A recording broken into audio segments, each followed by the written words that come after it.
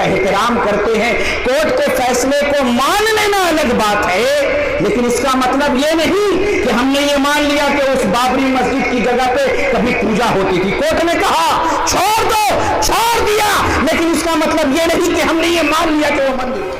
ہم نے اس وطن عزیز ہندوستان کے اندر مسجدوں میں یہ لکھا رہتا ہے، بیریئر لگا ہوا ہے، یہ اہل سنت والجماعت کی مسجد ہے، یہاں وہابیوں کا داخلہ ممنوع ہے، لگا ہے مسجد جلاہان کہ یہ جلاہوں کی مسجد ہے، مسجد تیلیان یہ تیلی برادری کی مسجد ہے۔ پوچھنے پر پتا چلا کہ اب معاملہ تو ٹھیک ہے، یہ جودھ پور راجستھان کی بات ہے، کہا کہ معاملہ تو ابھی ٹھیک ہے، لیکن ایک وقت تھا کہ مسجد جلاہان میں تیلیان کا جانا منع، مسجد تیلیان میں جلاہان کا جانا منع۔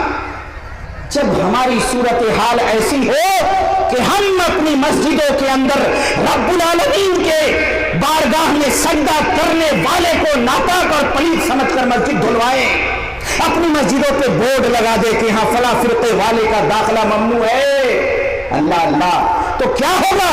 اللہ کا غضب نازل نہیں ہوگا۔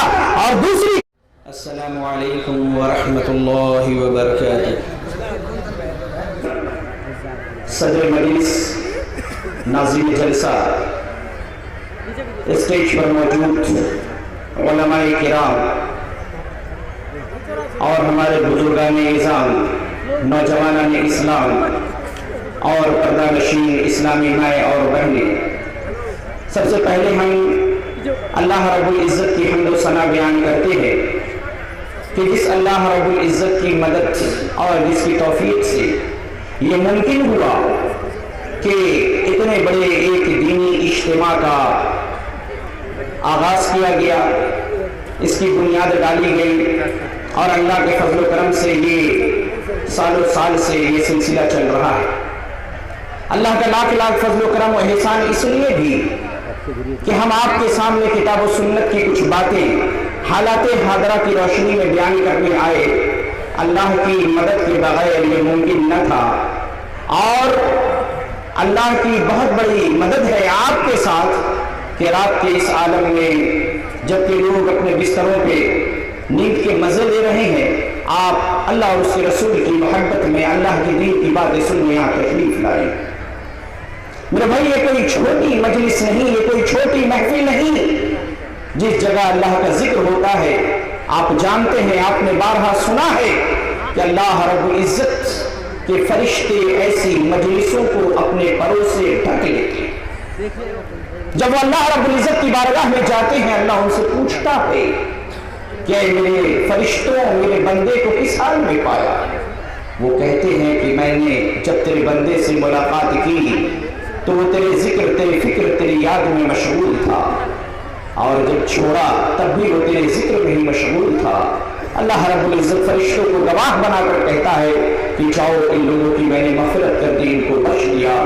بڑے ہی مرتبے اور بہت ہی احترام کی بات ہے کہ اللہ کی توفیق سے لا حول ولا قوت الا باللہ، کہ جس کی مدد کے بغیر نہ کوئی نیکی کی جا سکتی ہے اور نہ جس کی مدد کے بغیر انسان کسی برائی سے بچ سکتا ہے، اس اللہ کی جتنی حمد و ثنا بیان کی جائے کم ہے، اور لاکھوں کروڑوں درود و سلام نازل ہو، درود و سلام کی بارش ہو ہمارے اور آپ کے آخری نبی حضرت محمد صلی اللہ علیہ وسلم پر، کہ جس مجلس میں نبی کا نام آئے اور درود نہ بھیجا جائے تو اس شخص سے بڑھ کر کے بخیل کون ہو سکتا ہے؟ اور اس نبی پہ لاکھوں کروڑوں درود و سلام کیوں نہ نازل ہو کہ جس نبی نے زندگی کے ہر موڑ پر، زندگی کے ہر گوشے کی طرف ہماری رہنمائی فرمائی کہ کب، کیسے، کہاں، کس طرح، کیسے زندگی گزارنی، حالات چاہے جیسے بھی ہو جائیں، جتنی بھی پریشانیاں آ جائیں، اللہ کے رسول صلی اللہ علیہ وسلم کی رہنمائی اپنی جگہ موجود ہے۔ آج حالات حاضرہ پر میں نے سوچا کہ آپ کے سامنے کچھ گفتگو کروں۔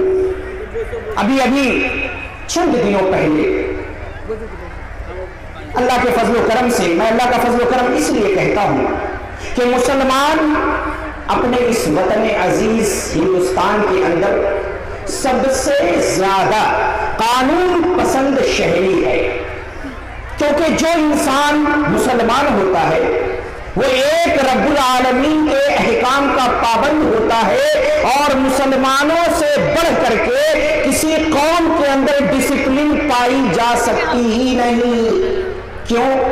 کیونکہ آپ ڈسپلن کا مظاہرہ دیکھیں، اذان ہوئی، اللہ اکبر اللہ اکبر، اشہد ان لا الہ الا اللہ، جیسے ہی اللہ رب العزت کی کبریائی، محمد عربی صلی اللہ علیہ وسلم کی نبوت کی گواہی دی جاتی ہے، تمام کے تمام مسلمان مسجد کی جانب، جن کو اللہ نے توفیق دی جاتے ہیں، ایک امام نماز پڑھاتا ہے، وہ اللہ اکبر کہہ کر کے جھکتا ہے، تمام مقتدی اس کے بعد جھکتے ہیں، ایک ساتھ وہ کھڑا ہوتا ہے، سمی اللہ لمن حمدہ کہتا ہے، سب کھڑے ہو جاتے ہیں، وہ سجدے میں جاتا ہے، تمام کے تمام مقتدی بھی اس کے بعد سجدے میں جاتے ہیں۔ یہ ایک ڈسپلین کا مظاہرہ ہوتا ہے۔ لیکن ذہن میں اچانک ایک بات آ گئی، میں اکثر و بیشتر مساجد میں جب نماز پڑھانے کا اتفاق ہوتا ہے دعوتی دوروں کے ضمن میں، تو بسا اوقات میں اپنے نمازی بھائیوں کے اندر ایک بہت بڑی کمی پاتا ہوں۔ یہ اس گفتگو کے درمیان آپ یہ سمجھ لیں کہ جملہ معترضہ کے طور پر میں آپ کو بیان کر رہا ہوں، کیونکہ ہم بھی مسلمان ہیں الحمدللہ ثم الحمدللہ، اور آپ ہم سے بھی زیادہ پکے مسلمان کہ ہم تو 1 گھنٹہ تقریر کر کے چلے جائیں گے کہ صبح ٹرین پکڑنی ہے، اور آپ اللہ کے فضل و کرم سے رات بھر بیٹھ کر کے تمام قسم کے علماء کرام کی تقاریر سنیں گے۔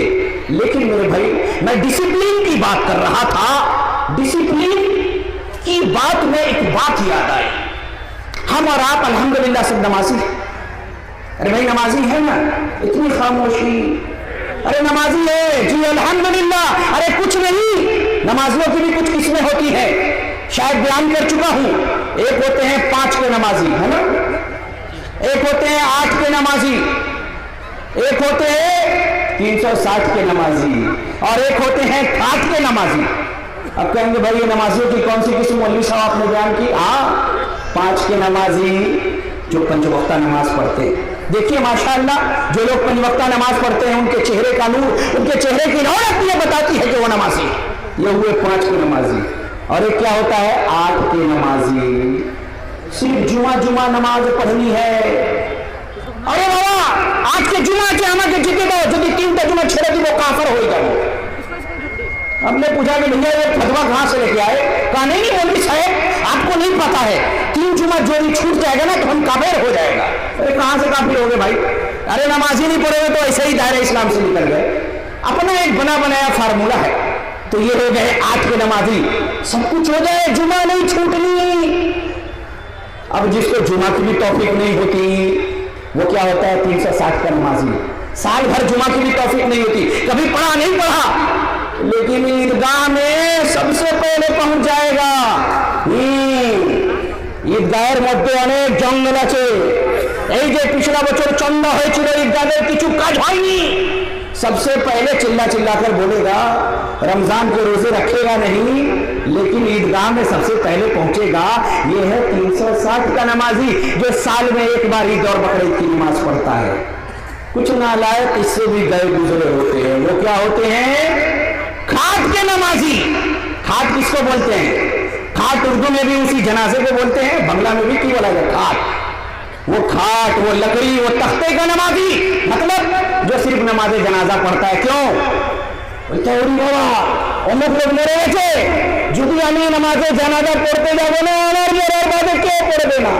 वो नालायक अपने मौत के बाद अपने नमाज जनाजा के डर से दूसरे की नमाज जनाजा में जाता है। घर के अंदर में कोई नहीं गया तो हमारी माएँ बहनें और औरतें कहती है अरे जाओ जाओ एक जन के चले जाओ। गोया के क्या हुआ 5 के नमाजी, 8 के नमाजी, खाट के नमाजी और 360 के नमाजी। तो बहरहाल है तो नमाजी चाहे जैसे है। आइए नमाज ही के ऊपर जो जुमला मुतरज़ा के तौर पर मैं एक बात कह रहा था, वक्त यूं ही निकल जाता कि हम और आप जब नमाज पढ़ते हैं ये देखने में आता है कि इमाम ने सजदा किया। अब आप कहेंगे कि हालात हादरा पे तकरीर करनी थी, नमाज का मसला बता रहे हैं। मेरे भाई आप आए हैं किस लिए? ताकि अल्लाह की जन्नत में चले जाए, है ना। اور کس لیے آئے ہیں؟ تاکہ جہنم سے دور ہو جائیں۔ جنت میں جانے کا راستہ جہنم سے دور ہونے کا سب سے بڑا راستہ یہ ہے کہ انسان رب العالمین کی توحید کو اختیار کرنے کے بعد اعمال صالحہ انجام دے، اور اس میں سب سے پہلا بہترین عمل کیا ہے؟ نماز۔ نماز ہم پڑھتے ہیں۔ امام نے کہا اللہ اکبر، امام کے ساتھ ساتھ سب لوگ جھک رہے ہیں، اور کچھ نالائق ایسے کہ امام سے پہلے سجدہ کر دیتے، کھڑا۔ امام صاحب سر سے سر اٹھائے نہیں ہیں، کھڑا۔ ارے آپ کو میں بتاؤں، عربی زبان کے اعتبار سے سمجھا دیتا ہوں۔ جب امام اور مقتدی نماز پڑھ رہے ہوتے ہیں تو مقتدی کی امام کے ساتھ تین حالت ہوتی ہے، تین رکوع میں مقتدی وجہ جان کیا ہے شریعت میں؟ ایک تو یہ ہے کہ مقتدی کی ایک قسم جو جن حالات کا مقتدی شکار ہوتا ہے، ایک ہوتی ہے مسابقت، سمجھاؤں گا میں کیا ہوتا ہے۔ ایک ہوتی ہے موافقت اور ایک ہوتی ہے متابعت۔ تین حالتیں مقتدی کی امام کے ساتھ ہوتی ہے۔ مسابقت یہ حرام ہے، موافقت حرام ہے، متابعت یہی جائز ہے۔ مسابقت کیا ہوئی؟ سبقت لے جانا، امام سے پہلے سجدہ کرنا، امام سے پہلے رکوع کرنا، امام سے پہلے سر اٹھا لینا، اس کو کہتے ہیں مسابقت۔ یہ کیا ہے؟ حرام۔ ہم لوگ کرتے ہیں، بہت سارے لوگ امام صاحب نے کہا سمی اللہ لمن حمیدہ، امام سے پہلے ہی کھڑے ہو گئے، یہ مسابقت ہے، یہ حرام ہے۔ اور دوسری صورت کیا ہے؟ موافقت۔ موافقت کا مطلب کیا ہوا؟ امام صاحب رکوع میں گئے، امام کے ساتھ ساتھ چل رہے ہیں، امام سر سے سجدہ اٹھایا، آپ بھی ساتھ ساتھ سر سے سجدے سے سر اٹھا رہے ہیں، امام نے رکوع کیا، امام نے سجدہ کیا، امام نے قیام کیا، امام کے ساتھ ساتھ پیرالل بالکل برابر برابر چل رہے ہیں، موافقت کر رہے ہیں، یہ بھی کیا ہے؟ حرام ہے۔ تیسری چیز جو مقتدی کو کرنے کی ہے وہ کیا ہے؟ متابعت۔ متابعت کا مطلب کیا ہوا؟ حدیث میں موجود ہے کہ متابعت کا مطلب یہ ہے، صحابہ کہتے ہیں کہ جب اللہ کے رسول صلی اللہ علیہ وسلم رکوع میں چلے جاتے، ہم دیکھ لیتے کہ نبی رکوع میں چلے گئے ہیں، پیٹھ سیدھی کر لی ہے، تب ہم رکوع کے لیے جھکتے تھے۔ اللہ کے رسول کو کہتے ہیں یار صحابہ کی، ہم جب دیکھتے کہ اللہ کے رسول رکوع سے اٹھ کے مکمل کھڑے ہو گئے ہیں، تب ہم رکوع کے لیے کھڑے ہوتے۔ اللہ کے رسول جب سجدے میں چلے جاتے، اپنی پیشانی اپنے ماتھے کو زمین پر ٹیک دیتے، تو ہم لوگ سجدے کے لیے جھکتے تھے۔ یہ میرے بھائی نماز کا صحیح طریقہ ہے۔ تو میں یہ کہہ رہا تھا کہ اللہ رب العزت نے ہمیں نماز پڑھنے کا حکم دیا، نہ جانے کہاں سے کیا بات آئی چلی۔ تو میں یہ کہہ رہا تھا کہ اللہ کا لاکھ لاکھ فضل و کرم ہے، احسان ہے کہ اللہ رب العزت نے ہمیں مسلمان بنایا، اور زندگی کے تمام شعبے، تمام حصوں میں اللہ کے رسول کی رہنمائی موجود ہے۔ ابھی کچھ دنوں پہلے ہمارے اوپر اپنے ووٹر آئیڈینٹی کارڈ کے ویریفیکیشن کو کروانے کی ذمہ داری ڈالی گئی ہے نا۔ سارے لوگ اپنا ووٹر آئی کارڈ لے کے پروف کر رہے ہیں کہ ہاں بھائی اس کو ایک بار ویریفائی کروانا ہے۔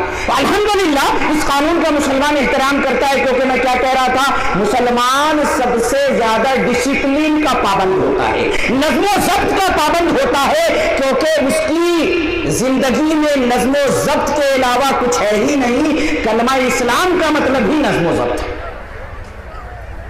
الحمدللہ اس قانون کو بھی فالو کیا۔ اب ایک قانون کیا ہے، ہمارے گرہ منتری جی NRC کے قانون کے وشے میں کچھ بولتے رہتے، اوپر والا جانے کب قانون آئے گا، لیکن آئے گا تو ہم اس کا احترام کریں گے، ایسی کوئی بات نہیں ہے، لیکن ٹینشن تو ہے بھائی۔ 1970 سے پہلے کے کاغذات کو پروف کرو، آپ کے نام میں لکھا ہوا ہے SK شیخ، باپ کے نام میں لکھا ہوا ہے SK، مطلب پورا فل فارم کے ساتھ لکھا ہوا ہے، کہیں لکھا ہوا ہے MD، وہاں لکھا ہوا ہے HOMAMAD، ہو گیا بھائی، کہہ دیا کہ وہ تمہارا باپ نہیں ہے، تمہارے باپ کے نام میں تو پورا محمد لکھا ہے، تمہارے نام میں صرف MD لکھا ہے۔ لو جناب 1970 سے پہلے کے کاغذ لاؤ، چلیے یہ بھی ایک ٹینشن، یہ بھی ایک پریشانی، دنگے فساد مار پیٹ، عصمت دری، نوکری سے محروم، کاروبار سے محروم، اور مزید یہ کہ ابھی چند دنوں پہلے ہماری بابری مسجد کا کیس ہوا ہے نا، اس کا فیصلہ آیا، کتنے طویل انتظار کے بعد فیصلہ آیا۔ چلیے، مسلمان اپنے ملک کے سپریم کورٹ عدلیہ کا احترام کرتا ہے۔ ہماری جماعت اہل حدیث کے عمرا نے اور ان کے نظما نے اپنی قوم کو کہا کہ ہم کورٹ کے فیصلے کا احترام کرتے ہیں، کورٹ کے فیصلے کو مان لینا الگ بات ہے، لیکن اس کا مطلب یہ نہیں کہ ہم نے یہ مان لیا کہ اس بابری مسجد کی جگہ پہ کبھی پوجا ہوتی تھی۔ کورٹ نے کہا چھوڑ دو، چھوڑ دیا، لیکن اس کا مطلب یہ نہیں کہ ہم نے یہ مان لیا کہ وہ مندر تھے، ہم نہیں مانتے۔ جہاں سجدہ کر دیا جائے وہ سجدہ گاہ ہے، لیکن ہم چکے اپنے وطن کے امن پسند شہری ہیں، ہم قانون کا احترام کرتے ہیں۔ ملک کے اندر دنگا فساد اور امن و امان اور شانتی اور ترقی کے لیے ہمیں اور ہماری جماعت نے یہ حکم دیا، ہم نے اس قانون کو مان لیا، ہم نے حکم کو مان لیا۔ لیکن میرے بھائی، میں ایک بات کہوں گا کہ آپ ایک مسجد کا رونا روتے ہیں کہ ہمارے ہاتھوں سے ایک مسجد چلی گئی۔ ہائے ہائے، آج اپنے اس وطن عزیز ہندوستان کے اندر مسجدوں میں یہ لکھا رہتا ہے، بیریئر لگا ہوا ہے، یہ اہل سنت والجماعت کی مسجد ہے، یہاں وہابیوں کا داخلہ ممنوع ہے۔ بڑے دنوں پہلے، 16-17 سال پہلے، میں علاقے کا نام لوں گا نہ مسجد کا، لیکن آپ جانتے ہیں کہ ہندوستان میں بہت ساری جگہوں پہ ایسے مسائل ہیں۔ میں غریب انسان، نبی کی سنت سر پہ سجائے پگڑی باندھے ایک مسجد میں گھس گیا، نماز پڑھی، مسافر تھا، سلام پھیرا تو دیکھا کہ کچھ لوگ گھیرے کھڑے ہیں، نظر اٹھائی، مسجد کے محراب پہ لکھا ہے یا علی، یا فاطمہ، یا حسن، یا حسین۔ سمجھ گیا کہ معاملہ ہے گڑبڑ، کسی دوسرے کی مسجد میں آ گیا۔ کہا مولانا تیری ہمت کیسے ہوئی میری مسجد میں آنے کی؟ ایک کہتا ہے اس سے مسجد دھلواؤ۔ واللہ میں ڈر گیا، میں نے کہا یار آج پٹائی ہو گئی میری، کہاں میں پھنس گیا۔ ایک صاحب آئے بزرگ، کہا کہ آپ مولانا ہے؟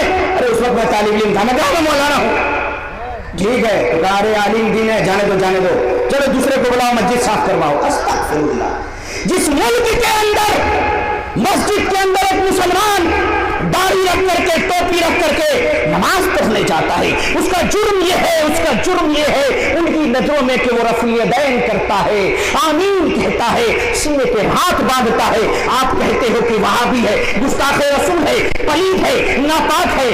مسجد میں کتا گھس جائے کوئی فرق نہیں، مسجد میں غیر مسلم کام کرنے کے لیے جائے، پینٹ کرے، رنگائی کرے، پتائی کرے، کوئی بات نہیں۔ ایک کلمہ پڑھنے والا داخل ہوا، آپ نے مسجد دھلوا ڈالی، اللہ اللہ۔ ارے ہم مانتے ہیں آپ کے نزدیک رفع الیدین منسوخ ہے، آپ مان لیتے ہیں 2 منٹ کے لیے کہ آپ ہمیں گستاخ رسول کہتے ہیں، لیکن میرے بھائی کلمہ ہمارا بھی وہی جو آپ کا، قرآن آپ کا بھی وہی جو میرا، قبلہ آپ کا جو میرا وہی ہمارا، جو نبی آپ کا وہی میرا۔ اتنی سی بھی گنجائش نہ نکالی تم نے، مسجدوں سے وہابی لہابی کہہ کر کے نکال دیتے ہو، کہتے ہو اس مسجد کے اندر وہابیوں کا داخلہ ممنوع ہے۔ ایک علاقے میں گیا، مسجدوں پہ بورڈ لگا ہے مسجد جلاہان، کہ یہ جلاہوں کی مسجد ہے، مسجد تیلیان، یہ تیلی برادری کی مسجد ہے۔ پوچھنے پر پتا چلا کہ اب معاملہ تو ٹھیک ہے، یہ جودھ پور راجستھان کی بات ہے۔ کہا کہ معاملہ تو ابھی ٹھیک ہے، لیکن ایک وقت تھا کہ مسجد جلاہان میں تیلیان کا جانا منع، مسجد تیلیان میں جلاہان کا جانا منع۔ جب ہماری صورتحال ایسی ہو کہ ہم اپنی مسجدوں کے اندر رب العالمین کے بارگاہ میں سجدہ کرنے والے کو ناپاک اور پلید سمجھ کر مسجد دھلوائیں، اپنی مسجدوں پہ بورڈ لگا دے کہ ہاں فلاں فرقے والے کا داخلہ ممنوع ہے، اللہ اللہ، تو کیا ہوگا؟ اللہ کا غضب نازل نہیں ہوگا۔ اور دوسری چیز، مسجدوں کو ہم روتے ہیں، آج ہونا تو یہ چاہیے تھا کہ اس بابری مسجد کے فیصلے کے بعد مسلمان گریہ زاری کرتے، رب العالمین کی بارگاہ میں روتے، گر گراتے، اور جو مسجدیں ان کے ہاتھوں میں ہیں ان مسجدوں کو آباد کرتے، ان کو اپنے سجدے سے آباد کرتے۔ افسوس کا مقام، بابری مسجد کا فیصلہ آتا ہے، وہ مسجد مسلمانوں کے ہاتھ سے نکل گئی، مسلمانوں نے اللہ کے فضل سے، میں یہ کہوں گا اللہ کا فضل ہے کہ مسلمانوں نے اپنے سچے ہندوستانی ہونے کا ثبوت دیتے ہوئے قانون کا احترام کیا، اس کو تسلیم کیا، لیکن فجر کی نماز میں وہی 5 مصلی، فجر کی نماز میں مسجدیں خالی، مسجدیں وہی ویران، مسلمان حیران و پریشان۔ میرے بھائی، جب مسلمانوں پہ مصائب و پریشانی کا دور آتا ہے تو مسلمانوں کی 2 قسمیں پائی جاتی ہیں۔ ایک مسلمان وہ ہوتا ہے جب پریشانی آتی ہے، مصائب آتے ہیں، مشکلات آتے ہیں، طرح طرح کی سازشیں ہوتی ہیں، طرح طرح کے قوانین آتے ہیں، وہ ڈر جاتا ہے، وہ کہتا ہے اللہ اپنے دین کی مدد نہیں کرے گا، اب اسلام رسوا ہو جائے گا، مسلمان ختم ہو جائے گا، دین اسلام کا بیڑا غرق ہو جائے گا، وہ اپنے رب سے بدگمانی کا شکار ہو جاتا ہے۔ اللہ نے فرمایا الظانین باللہ ظن السوء، جو لوگ اللہ کے بارے میں بدگمانی کے شکار ہیں، علیہم دائرۃ السوء، وہ اپنی بدگمانی اور اپنے بدگمانی کے شکار خود ہو جائیں گے۔ اللہ نے فرمایا جو رب العالمین کے بارے میں بدگمان ہو جائے کہ اللہ اپنے دین کی مدد نہیں کرے گا، اللہ اپنے نبی کی مدد نہیں کرے گا، اللہ اپنی مسجد کی مدد نہیں کرے گا، اللہ مسلمانوں کی مدد نہیں کرے گا، اللہ نے فرمایا وَيُعَذِّبَ الْمُنَافِقِينَ وَالْمُنَافِقَاتِ وَالْمُشْرِكِينَ وَالْمُشْرِكَاتِ، ایسے لوگ منافق مرد و عورت ہیں، مشرک مرد و عورت ہیں جو اللہ کے بارے میں بدگمانی کا شکار ہے، ارے وہ اپنی بدگمانی کے پھیر میں خود آ گئے۔ وَغَضِبَ اللَّهُ عَلَيْهِمْ، ایسے لوگوں پر اللہ کا غضب ہے، وَغَضِبَ اللَّهُ عَلَيْهِمْ وَلَعَنَهُمْ، اللہ نے ان پر لعنت بھیجی، وَأَعَدَّ لَهُمْ جَهَنَّمَ، اللہ نے ان کے لیے جہنم کا عذاب تیار کر رکھا ہے، وَسَاءَتْ مَصِيرًا، اور وہ کیا ہی برا ٹھکانہ ہے۔ میرے بھائی، مسلمانوں پہ جب مصیبت آئے، آج ایک مسجد کا فیصلہ سنایا گیا، مسلمانوں پہ جب مصیبت آئے مسلمان کا ایمان بڑھ جاتا ہے۔ اگر وہ بے نمازی تھا تو 5 وقتہ نمازی بن جاتا ہے، اگر وہ 5 وقتہ نمازی تھا تو تہجد گزار بن جاتا ہے، اگر وہ تہجد کی نماز پڑھتا تھا تو اشراق و چاشت کی نماز پڑھنے لگتا ہے۔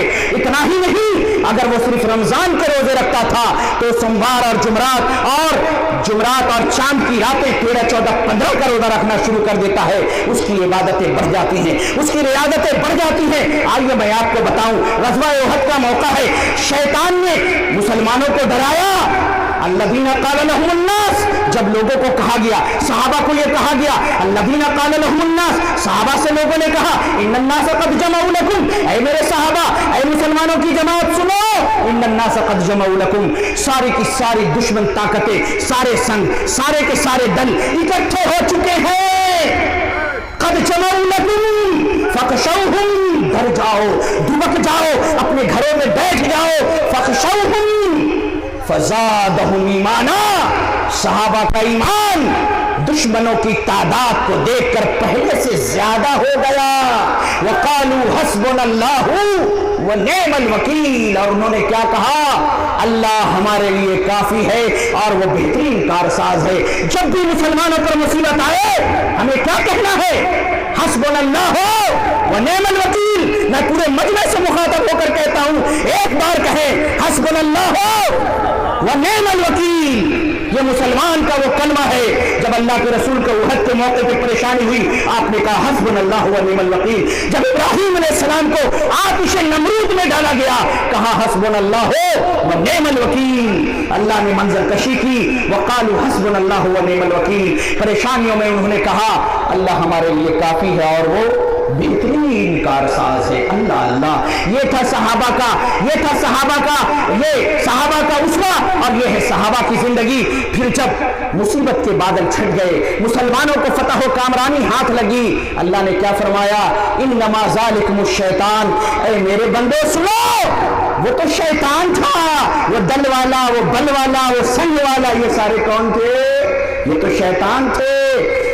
انما ذالکم الشیطان یخوف اولیاءہ، جو شیطان اپنے دل اور اپنے بل اور اپنے چیلوں کے ذریعے، اپنے اولیاء کے ذریعے تمہیں ڈرا رہا تھا۔ انما ذالکم الشیطان یخوف اولیاءہ فلا تخافوہم، اے میرے بندو تم میرے اوپر ایمان لے کر کے آئے ہو، ان کے چیلوں سے تمہیں ڈرنے کی ضرورت نہیں۔ وخافونی، مجھے سے ڈرو، ان کنتم مومنین، اگر تم صحیح معنوں میں سچے مومن ہو۔ میرے بھائی، مومن خوف زدہ نہیں ہوتا، مصیبت کے وقت اس کا ایمان بڑھ جاتا ہے، اس کے ایمان کا پیرامیٹر بڑھ جاتا ہے، اس کے اندر ایمان کی جو لہریں ہیں، جو شعاع ہیں، ایمان کی جو روح ہے وہ ٹھاٹھے مارنے لگتی ہے، وہ جوش مارنے لگتا ہے. لیکن ہم رونا روتے ہیں ایک مسجد کے فیصلے کے بعد. کیوں ہم اس کا گلا کریں اور شکوہ کریں؟ کہ آپ سے میں پوچھتا ہوں کہ آپ کے محلے کی مسجد آباد ہے؟ اللہ کی قسم نہیں. پہلے جیسے لوگ بے نمازی تھے اسی طریقے سے بے نمازی ہیں. اور ایک مسجد کی خبر کو انٹرٹینمنٹ کے طور پر ایسے نیوز آپ سنتے ہیں. اگر آپ نے بھی اپنی مسجدوں کو نہیں خالی رکھا، وہاں سجدے نہ کیے گئے، ان مسجدوں میں جمعہ کی طرح اگر فجر کی نماز میں بھیڑ نہ لگی، اللہ کی قسم ایک نہیں آپ کے وطن کی اور آپ کے ہاتھ کی ساری مسجدیں چلی جائیں گی. آپ جانتے ہیں مسلمانوں کے اوپر جو مسائل، جو مشکلات اور جو پریشانیاں آ رہی ہیں، یہ کوئی نئی بات تو نہیں ہے، یہ کوئی نئی بات نہیں ہے. آج سے 1400 سال پہلے ہمارے نبی آخر الزمان صلی اللہ علیہ وسلم نے فرما دیا تھا. ابو داؤد کی صحیح روایت، بڑی مشہور حدیث ہے، میں آپ کو سناتا ہوں. اللہ کے رسول صلی اللہ علیہ وسلم نے فرمایا، حدیث ابو داؤد کی، علامہ البانی نے سلسلۃ الاحادیث صحیحہ کے اندر میں اس کو ذکر کیا، بڑی کارآمد حدیث. آج کے حالات کی روشنی میں اس حدیث پہ غور کریں کہ اپنی ان مصیبتوں کے ذمہ دار ہم خود ہیں. کیا فرما رہے ہیں نبی کریم صلی اللہ علیہ وسلم؟ فرماتے ہیں کہ ایک زمانہ ایسا آئے گا، ایک زمانہ ایسا آئے گا، یوشکو ان تدال امم کما تدال یوشکو ان تدال امم، قریب ہے کہ دنیا کی ساری قومیں تمہارے اوپر ٹوٹ پڑیں گی تم کو صفائے ہستی سے مٹانے کے لیے، دنیا سے تمہارے وجود کو ختم کرنے کے لیے. دنیا کی ساری طاقتیں تمہارے پیچھے پڑ جائیں گی. یوشک الامم ان تداعى علیکم کما تداعى الاکلۃ الی قصعتها، جیسے کہ بھوکے لوگ دسترخوان پر ٹوٹ پڑتے ہیں. বাবা যদি একটা ভুখা মানুষ, ভুখা লোক 3-4 দিন ধরে খাবার পাইনি, ওর সামনে একটা আপনি দস্তরখান বিছিয়ে দিবেন, ওর উপরে চিকেন, লেগ পিস, রোস্ট, বাকরার ভুনা আর না জানেন নানা রকমের কি থাকবে, মাংস আর অনেক রকমের খাওয়া, ও কি করবে? 4 দিনের ভুখা লোক একদম রানটা তুলে এক মুখ ভরে একদম ছিঁড়ে থাকবে. भाई बंगला बोलने मिस्टेक होगा तो माफ कर दीजिएगा, ठीक है? आपकी मोहब्बत में बोल देता हूँ सीख करके. तो मैं ये कह रहा था कि नबी ने क्या कहा, कमा तदाल अकलत इला कसतिहा, दुनिया की कौमें तुम्हारे ऊपर ऐसे ही टूट पड़ेंगी जैसे कि भूखे लोग दस्तरखान पर टूट पड़ते हैं. अल्लाह अल्लाह, कुर्बान जाइए सहाबा पर. फ़क़ाल क़ाल, एक सहाबी पूछते हैं, या रसूल अल्लाह वमिन क़िल्लतिन नहनु यौमइज़, अल्लाह के रसूल जब दुनिया की सारी कौमें हमें खत्म करने पर तुम जाएंगी तो क्या उस वक्त हमारी तादाद बड़ी थोड़ी होगी? क्यों सवाल किया उन्होंने? अरे उन्होंने तो देखा था कि जब हमारी तादाद बदर के मैदान में 313 थी तो हमने दुश्मनों के छक्के छोड़ा दिए थे. कहते हैं वमिन क़िल्लतिन नहनु यौमइज़, अल्लाह के रसूल के हमारी तादाद उस दिन बड़ी थोड़ी होगी. अल्लाह के रसूल सल्लल्लाहु अलैहि वसल्लम जवाब देते हैं, बल अंतुम यौमइज़िन कसीर, ऐ मेरे सहाबा नहीं, बल्कि उस दिन तुम्हारी तादाद बहुत ज्यादा होगी. क्या आज हमारी तादाद ज्यादा नहीं? क्या आप गूगल पे सर्च कर लें, गूगल पे आपको लिख करके आएगा देयर आर 54 और 55 अप्रोक्सीमेटली और 56 countries are representing the Islamic world. 54 से 55, 56 इस्लामी ममालिक हैं जो कि इस दुनिया के अंदर मौजूद हैं. अल्लाह के रसूल फरमा रहे हैं, बलन तुम यौमइज़िन कसीर, ऐ मेरे सहाबा तुम्हारी तादाद उस दिन बहुत ज्यादा होगी. क्या मुसलमानों के पास सेना नहीं है? क्या मुसलमानों के पास ताकत नहीं है? क्या उनके पास डॉक्टर नहीं है? क्या उनके पास इंजीनियर नहीं है? क्या उनके पास टेक्नोलॉजी नहीं है? क्या उनके पास प्रोफेसर नहीं है? क्या नहीं है? सारी चीजें.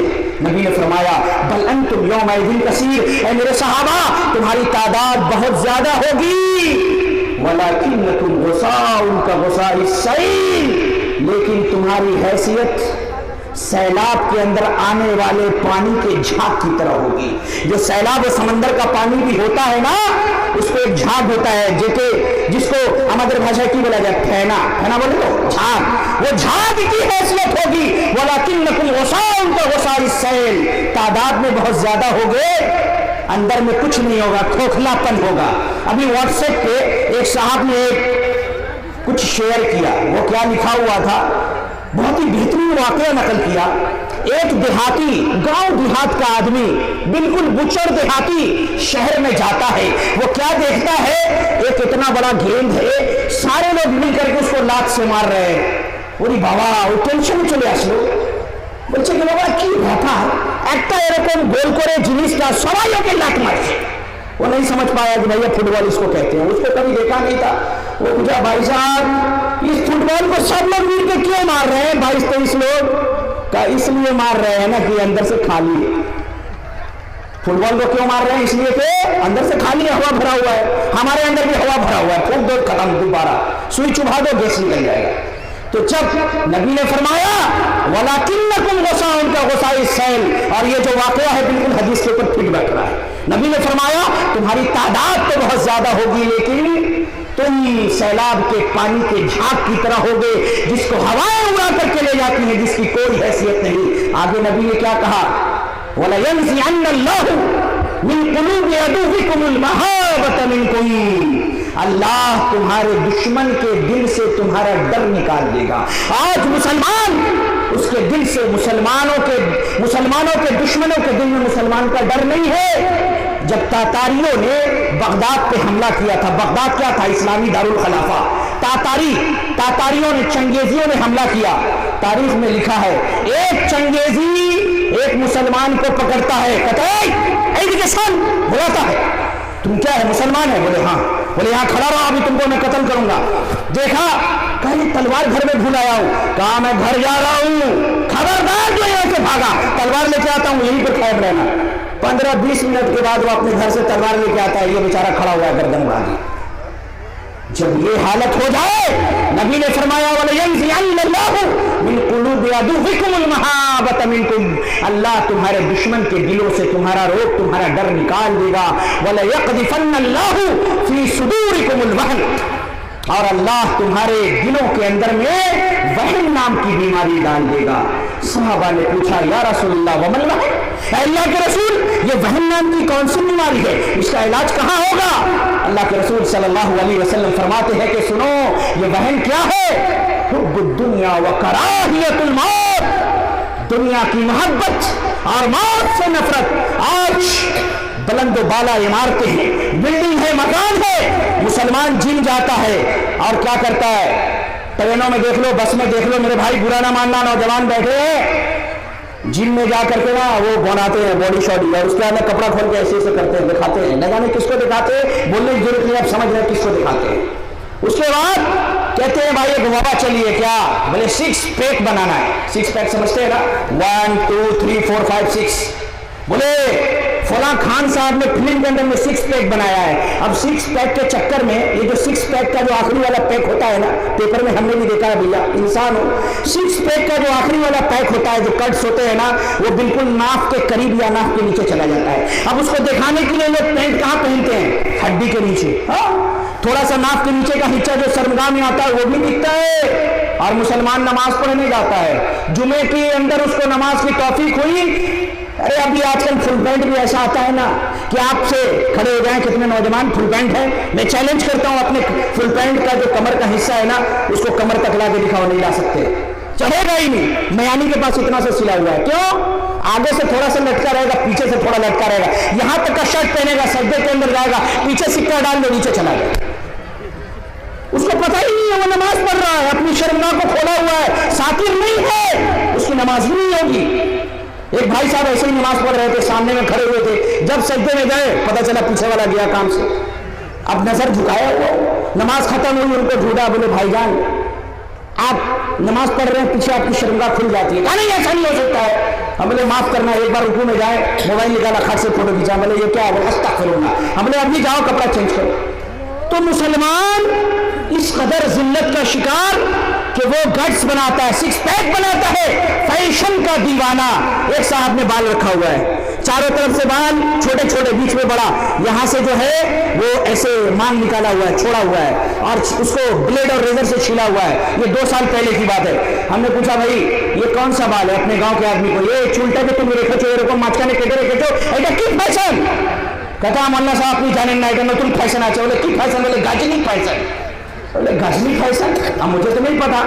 আমার ছোট ভাই আছে, স্কুলে পড়াশোনা করে, আমি বলে ভাই গজনি ফ্যাশন কি হয়?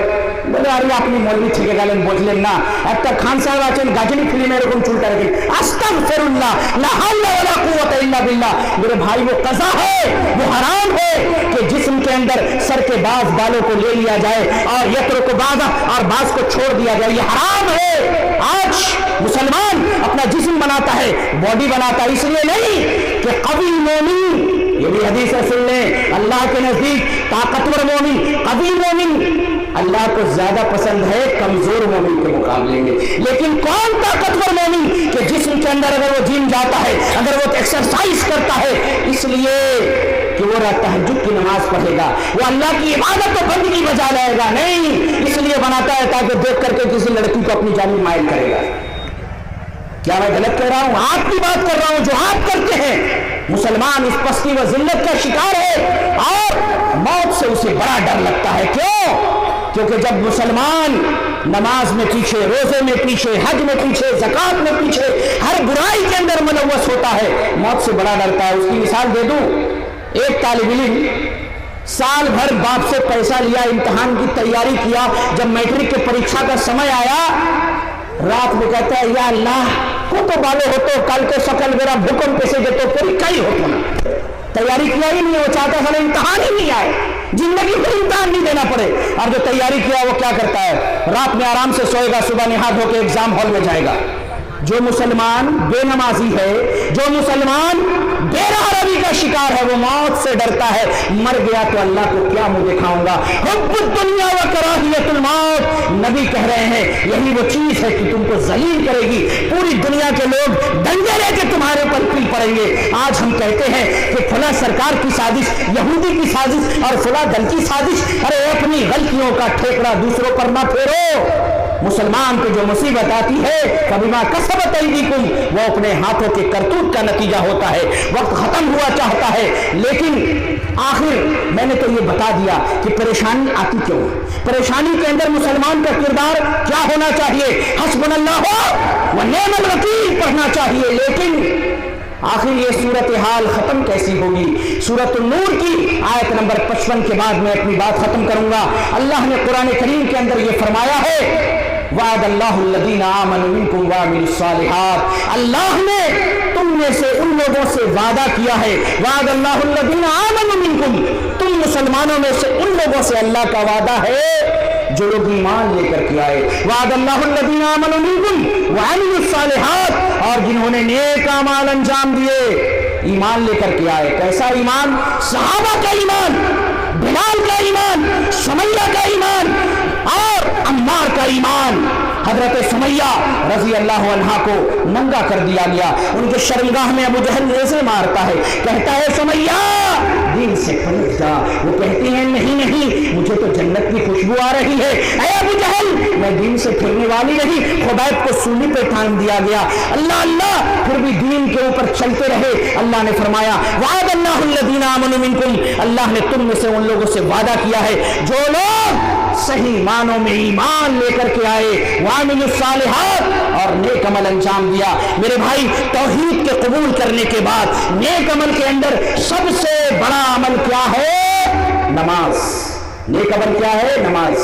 बेनमाजी की कोई भी नेकी कबूल नहीं होगी, क्योंकि बेनमाजी अल्लाह के नजदीक मुसलमान ही नहीं। ला हज़्ज़ फिल इस्लाम मन तरक अस्सलाह, तमाम सहाबा का फतवा है कि जो शख्स नमाज छोड़ दे दीन इस्लाम में उसका कोई हिस्सा ही नहीं। तो मैं ये कह रहा था, अल्लाह ने ये फरमाया, अल्लाह ने तुम में से उन लोगों से वादा किया है जो ईमान लाए और नेक अमल किया, लयस्तखलिफन्नहुम फिल अर्ज़, अल्लाह क्या करेगा? अगर ईमान लेकर के आओगे, नेक अमल करोगे, लयस्तखलिफन्नहुम फिल अर्ज़, अल्लाह जमीन में तुमको हुकूमत अता करेगा, बादशाहत अता करेगा। तुमको लाइन लगा के वोट नहीं देना पड़ेगा, दुनिया तुमको वोट देगी। लयस्तखलिफन्नहुम फिल अर्ज़, جیسا کہ اس سے کہ پہلے قوموں کو اللہ نے ایمان اور عمل صالح کی بنا پر زمین میں بادشاہت عطا کی تھی. كما استخلف الذين من قبلهم وَلَيُمَكِّنَنَّ لَهُمْ دِينَهُمُ الَّذِي ارْتَضَىٰ لَهُمْ. اور اللہ تمہارے دین کو مضبوط بنیادوں پر قائم کر دے گا. آج تم ایک مسجد کے چلے جانے سے روتے ہو. آج ایک مسجد کی بات نہیں، یوٹیوب پہ دیکھ رہا تھا ایک سوامی جی آئے، موجود ہے، دیکھ لیں آپ بھی، یوٹیوب واٹس ایپ پر موجود ہے. سوامی جی کیا کہہ رہے ہیں؟ کہہ رہے ہیں تاج محل وہ بھی جو ہے مندر ہے. ہم نے کہا سبحان اللہ. اب پتا چلا کہ ہر جگہ مندر ہی مندر. کہہ رہے ہیں کہ اس کے نیچے بہت سارے تلے بنے ہوئے ہیں، اگر اس کی کھدائی کرو گے تو اس کے نیچے شیو نکل جائے گا. موجود ہے ویڈیو. اب تاج محل، جامع مسجد، شیو مندر، یعنی کہ سلسلہ چل پڑا ہے میرے بھائی. اللہ کیا کہہ رہا ہے؟ لَيَسْتَخْلِفَنَّهُمْ فِي الْأَرْضِ كَمَا اسْتَخْلَفَ الَّذِينَ مِن قَبْلِهِمْ وَلَيُمَكِّنَنَّ لَهُمْ دِينَهُمُ الَّذِي ارْتَضَىٰ لَهُمْ. تم اپنے دین، اپنی مسجد، اپنے مدرسے، اپنے علماء، اپنی دینی کتاب، اپنے پردے، اپنے نقاب کے لیے پریشان ہو کہ دین اسلام مٹ رہا ہے. اللہ کہہ رہا ہے وَلَيُمَكِّنَنَّ لَهُمْ، اللہ تمہارے دین کو مضبوط بنیادوں پر قائم کر دے گا. وَلَيُمَكِّنَنَّ لَهُمْ، اللہ تمہارے دین کو بالکل مضبوطی کے ساتھ دنیا کے اندر قائم کر دے گا. اس دین کو جس کو اللہ نے تمہارے لیے پسند کیا ہے. اس کے بعد کیا ہوگا؟ وَلَيُبَدِّلَنَّهُم مِّن بَعْدِ خَوْفِهِمْ أَمْنًا. اللہ اللہ. اور یہ جو خوف، ڈر اور بھے کا ایک ماحول بنایا گیا ہے، ایک بھے کی جو رچنا کی گئی ہے، اللہ کہہ رہا ہے وَلَيُبَدِّلَنَّهُم مِّن بَعْدِ خَوْفِهِمْ أَمْنًا. یدی تم میرے دھرم کا پالن کرو گے، میرے دھرم کے انوسار چلو گے، میرے نبی کے انوسرن کے انوسار اس کے پیچھے پیچھے چلو گے، وَلَيُبَدِّلَنَّهُم مِّن بَعْدِ خَوْفِهِمْ أَمْنًا. اللہ اس بھے کے ماحول کو امن سے تبدیل کر دے گا. بھے نہیں رہے گا بلکہ ہر طرف شانتی اور امن رہے گی. شرط یہ ہے وَلَيُبَدِّلَنَّهُم مِّن بَعْدِ خَوْفِهِمْ أَمْنًا يَعْبُدُونَنِي. شرط یہ ہے کہ تمہیں میری عبادت کرنی ہوگی. بیٹے اگر مانگنے ہوں گے میرے در پہ سر ٹیکنا ہوگا، بیٹیاں مانگنی ہوں گی میرے گھر پہ آنا ہوگا، نوکری مجھ سے مانگنی ہوگی، شفا مجھ سے مانگنی ہوگی. لیکن آج مسلمان شفا مانگنے کے لیے، بیٹے مانگنے کے لیے، بیٹیاں مانگنے کے لیے، نوکری مانگنے کے لیے کہاں جاتا ہے؟ اجمیر، کچھوچھا، کلیر، اشرف سمنانی اور نہ جانے کن کن کی درگاہ پر جاتا ہے. اور نبی کی شان میں ایسی ایسی گستاخی کر رہا ہے. اللہ کی قسم میرے نبی کی یہ دعا تھی کہ اے اللہ میری امت کو یکبارگی ہلاک نہ کرنا. اگر نبی کی یہ دعا نہ ہوتی تو اللہ رب العزت پوری امت کو ہلاک کر دیتا. ایک مولوی صاحب تقریر کرتے ہیں، کہتے ہیں کیا؟ ارے نبی نبی نبی نبی کرنا ہے. کہتا ہے جو لینا ہے، اللہ رب العزت کی شان میں گستاخی کر کے کہتے ہیں کہ نبی نبی کرتے ہو، اللہ اللہ کرتے ہو، جو لینا ہے لے لیں گے محبت، جو لینا ہے لے لیں گے محمد سے. اللہ کے پلڑے میں وحدت کے سوا کیا ہے؟ نعوذ باللہ من ذالک. اللہ کی توہین. ایک مولوی صاحب کیا کہہ رہے ہیں؟ اللہ سے مانگو، اللہ سے مانگو، اللہ سے مانگو. بیوی سے چائے کیوں مانگتا ہے؟ لو بھائی، یعنی کہ جب رب کی ایسی توہین ہو اللہ عذاب نازل نہیں کرے گا. اللہ کیا فرما رہا ہے؟ اللہ تمہیں زمین میں بادشاہت عطا کرے گا، تمہارے دین کو، تمہاری مسجدوں کو، تمہارے مدرسے کو، تمہارے دینی اقدار کی حفاظت کرے گا. شرط کیا ہے؟ یعبدوننی، تمہیں صرف میری عبادت کرنی ہوگی. لا یشرکون بی شیئا، میرے ساتھ کسی کو شریک نہیں کرنا ہوگا. اور جو میرے ذات میں، میرے صفات میں کسی کو شریک کرے گا، اللہ کی آیتوں کے نازل ہونے کے بعد بھی اس کا انکار کرے گا، وَمَنْ كَفَرَ بَعْدَ ذَلِكَ فَأُولَٰئِكَ هُمُ الْفَاسِقُونَ. تو ایسے ہی لوگ فاسق ہیں، ایسے ہی لوگ فاجر ہیں، اور ایسے ہی لوگ دائرہ اسلام سے خارج ہیں. تو میرے بھائی مختصر سے وقت میں نے آپ کے سامنے کوئی سر اور ترنم اور راگ میں کوئی بات نہیں کی، بلکہ آج کے حالات کی روشنی میں آپ کو وہ بات بتائی، کتاب و سنت کی روشنی میں، قرآن آیات اور احادیث کی روشنی میں، جس کی روشنی میں آپ اپنی زندگی کے راستے متعین کر سکتے ہیں. لوگ کہتے ہیں شیر شابادی سمودائے جو ہے وہ راگ پسند کرے، ترنم پسند کرے، لیکن میں کہتا ہوں اللہ की कसम आप रात भी पसंद करते हैं, लेकिन पूरे हिंदुस्तान के अंदर अगर कुरान और सुन्नत की बात बैठ करके रात भर अगर कोई सुनता है, अल्लाह की कसम ये सीमांचल और शेख शाहबादी की माए और बहने मुबारकबाद है उनको, उनके लिए अल्लाह अपनी जन्नतों को दराज करे। अल्लाह रब्बुल इज्जत की कसम खा कर कहता हूं, आज तक मैं पूरे हिंदुस्तान में ऐसा मजमा नहीं देखता, और तारीख गवाह है कि कभी ऐसा मजमा इस इलाके के अलावा शायद किसी ने देखा हो। तो मैं ये कह करके अपनी गुफ्तगू खत्म करूंगा कि हमें दुनिया के अंदर सरबलंदी और इज्जत तभी मिल सकती है जबकि अल्लाह तबारक व तआला के अहकाम पर हम चले, नबी के फरमान पर अमल करें, वरना मुस्नद अहमद की वो हदीस याद कर लें। अल्लाह के रसूल सल्लल्लाहु अलैहि वसल्लम ने फरमाया कि इन्नमा जुइलतिज़ ज़िल्लतु वस्सगार, अल्लाह ने उस कौम के लिए जिल्लत और पस्ती को मुकद्दर कर दिया है। इन्नमा जुइलतिज़ ज़िल्लतु वस्सगार अला मन खालफ अमरी, जो मेरे अहकाम की मुखालफत करता है। आइए हम अल्लाह रब्बुल इज्जत से दुआ करें कि अल्लाह तबारक व तआला हमें इस एक मस्जिद के फैसले के बाद सच्चा पक्का नमाजी बना दे। अपनी मस्जिदों के अंदर हम इस कदर सजदा करें कि रब्बुल आलमीन को जलाल आ जाए, और जो मस्जिद हमसे ली गई है अल्लाह कोई सबील पैदा करके फिर से वो हासिल हो जाए। अल्लाह के नजदीक नामुमकिन कोई चीज नहीं। वमन यत्तक़िल्लाह, अल्लाह ने फरमाया जो अल्लाह का तक़वा इख्तियार करता है, यजअल लहू मखरजा, अल्लाह परेशानियों से निकलने के रास्ते निकाल देता है। यजअल लहू मखरजा व यरज़ुक़हु मिन हैसु ला यहतसिब, और उसको ऐसी जगहों से रिज़्क़ अता करता है जिसका कि उसको गुमान भी नहीं हो सकता। इसी बात पे मैं अपने गुफ्तगू को ख़त्म करता हूँ, लेकिन इससे पहले हमारे शेख डॉक्टर रहमतुल्लाह सल्फी साहब ने एक सवाल दिया कि ज़रा जाते जाते इसको भी बयान कर दीजिए। बहरहाल यहाँ पर बड़े बड़े उलमा इकराम मौजूद हैं, उनकी इजाज़त से मैं इसका जवाब देता हूँ। सवाल ये है कि क्या शौहर और बीवी हज के दौरान सोहबत कर सकता है? अरे भाई, हज के दौरान जो मुहरिम होता है, जब वो इहराम बांध लेता है, हज की नियत कर लेता है, तो आम हालतों में दुनिया की जो चीज़ें उसके लिए हलाल थी, बहुत सारी चीज़ें हराम हो जाती हैं।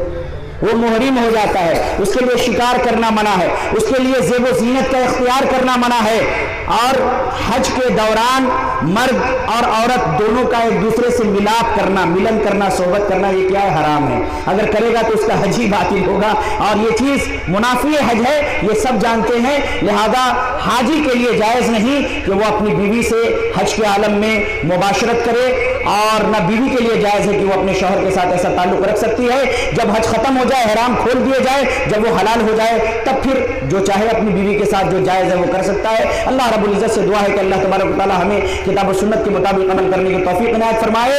अल्लाह तबारक व तआला हमें हमारे वतन और हमारे मुल्क की हिफाजत करने की तौफीक इनायत फरमाए। ऐ अल्लाह, हम इस बारगाह, इस मजलिस के अंदर तेरी बारगाह में दुआ करते हैं। ऐ अल्लाह तबारक व तआला, तो हमारे मुल्क, हमारे सूबे और हमारे वतन की हिफाजत फरमा, और इस मुल्क के जो आंतरिक शत्रु हैं, ऐ अल्लाह, उनसे भी तू इस मुल्क की हिफाजत फरमा, और जो मुल्क के बाहरी शत्रु हैं उनसे भी तू हमारे मुल्क की हिफाजत फरमा।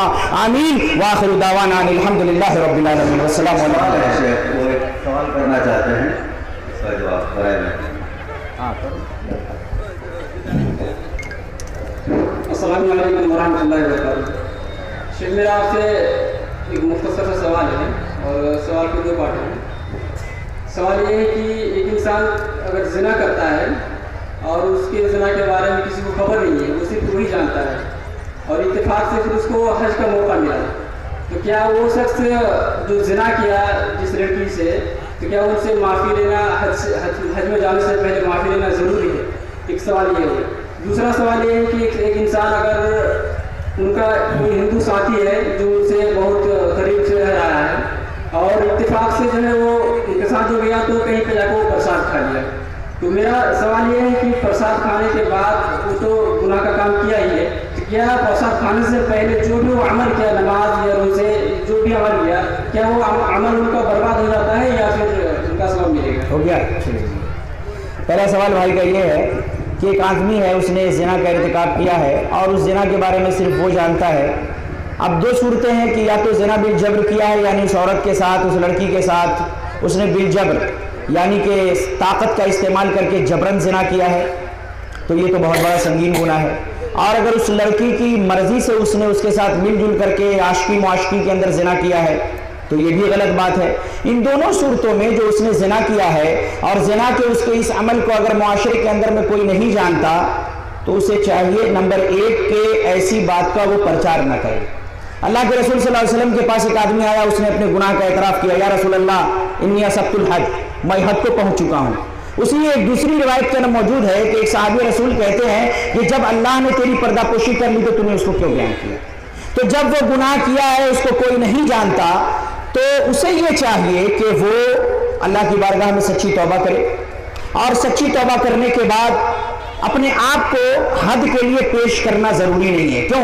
کیونکہ غامدیہ کا وہ واقعہ ہے کہ وہ اللہ کے رسول کے پاس آتی ہیں، کہتی یا رسول اللہ انی قد زنیت فطہرنی، اللہ کے رسول میں زانیہ ہوں، میں نے زنا کیا ہے، مجھے پاک کر دیجئے۔ سوال دیکھیے اللہ کے رسول کیا کہہ رہے ہیں، چہرہ پھیر لیا، جب پوچھا تو آپ ایسے مڑ گئے دائیں طرف، ادھر آتی ہے پھر وہی بات، یا رسول اللہ انی قد زنیت فطہرنی، آپ دائیں بائیں ہوتے ہیں، اس کو پھر وہ دوسرے دن آتی ہے، نبی صلی اللہ علیہ وسلم اس کے ذہنی حالت کے بارے میں پتہ کرواتے ہیں، پھر وہ کہتی ہے کہ یا رسول اللہ میں نے زنا کیا ہے۔ اللہ کے رسول صلی اللہ علیہ وسلم یہ نہیں پوچھتے کہ کس کے ساتھ زنا کیا ہے، ارے مرد کا نام بتاؤ، نہیں پوچھا، کیونکہ آپ نے پوچھنے کی ضرورت محسوس نہیں کی، جو چھپا ہوا ہے وہ چھپا رہے، نمبر 1۔ اس کے بعد وہ عورت جو ہے اللہ کے رسول کو کہتی ہے میں مطلب کہ میں حاملہ ہوں، نبی صلی اللہ علیہ وسلم کہتے ہیں جاؤ جب بچہ جن دینا تب آنا، بچہ جن دیتی ہے، وہ آتی ہے، نبی کہتے ہیں جاؤ دودھ پلانا تب آنا، لیکن بار بار وہ خود آ رہی ہے۔ یہ مورخین محدثین لکھتے ہیں اگر وہ نہیں آتی تو اللہ کے رسول برانے نہیں جاتے، تو پتہ چلا کہ برائی اگر ہو گئی تو برائی کو چھپاؤ۔ اب جو میڈیا کے اوپر میں اور مختلف جگہوں پہ برائی کی تشہیر کی جاتی ہے نا، ہمارے نوجوان بھائی برا نہ ماننا، اور بہت سارے عمر دراز لوگ بھی پیپر کے اندر کھوج کر کے ریپ اور گھرسن کا واقعہ پڑھتے رہتے ہیں، بہت لذت ملتی ہے، حرام ہے۔